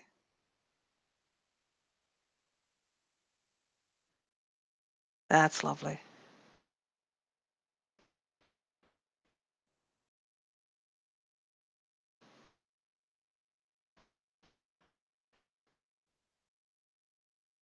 So I said this year our theme is ease. And it's going to be very interesting to see where we go with that and, you know, what we do with that, what comes up, if you will. And Pat saying how many showed up. It's not like that, Pat, because some people are in different time zones and stuff. It's so people are in the group, they're in the group.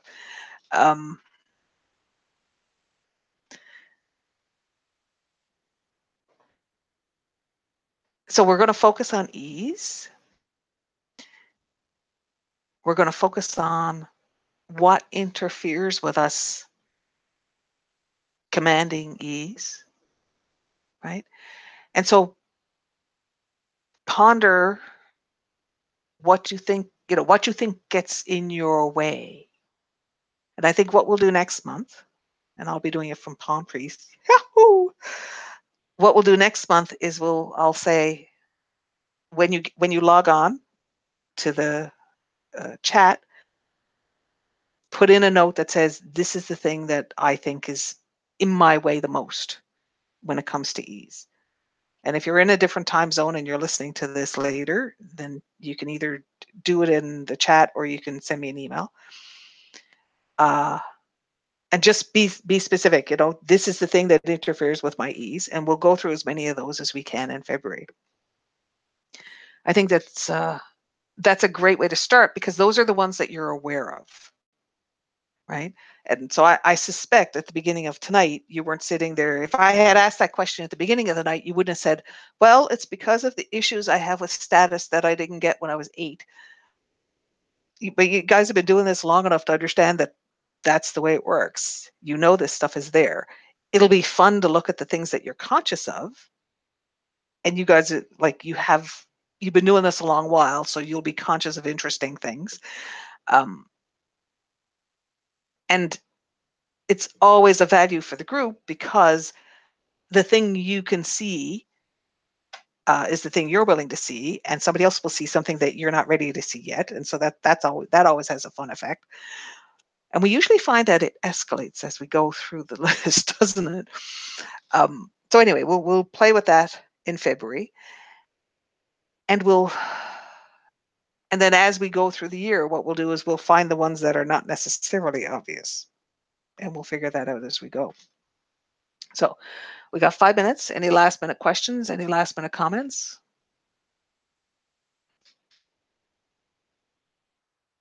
Oh, and some thank yous. Thank you, ladies.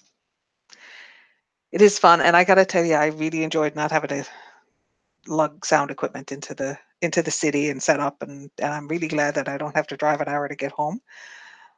I am going to say goodnight, and then I'm going to have a glass of wine, and then with my hubby, and tomorrow we're going to do the last of the packing, and then we're going to head south.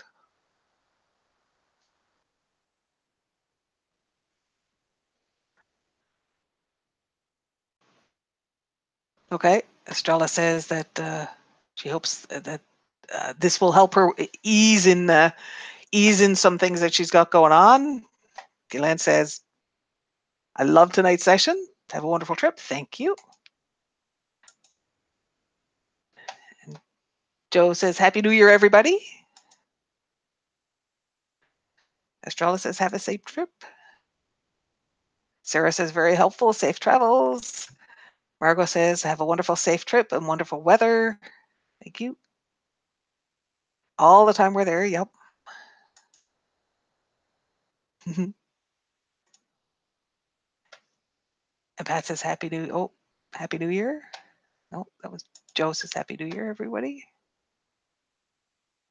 Yes. Yes, we are having a good time. We are.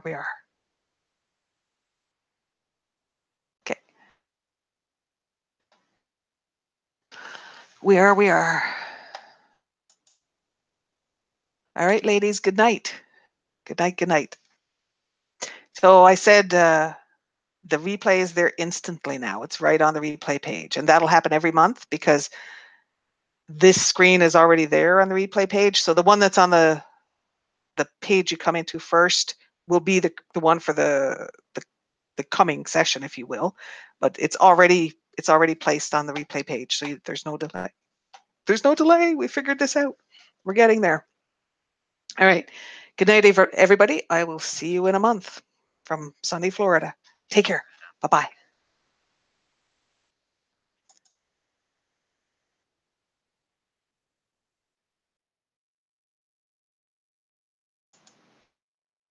And there's Allison. Happy New Year.